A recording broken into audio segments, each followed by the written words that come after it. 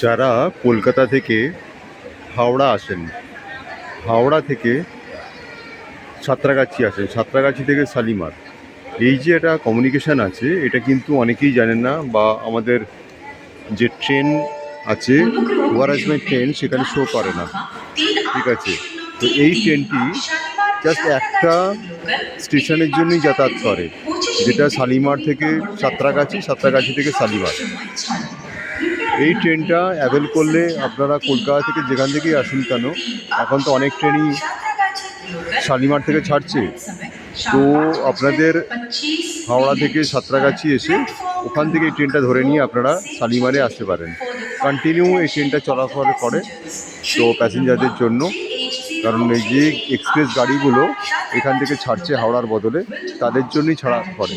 তো আপনারা এটা অনলাইনে পাবেন না, কোথাও দেখতে পাবেন না, শুধু এটা স্টার্ট করেছে গভর্নমেন্ট। তো এটার জন্য ইনফরমেশনটা দিয়ে রাখলাম, যাদের ভালো লাগবে লাইক করবেন, শেয়ার করবেন। Thank you.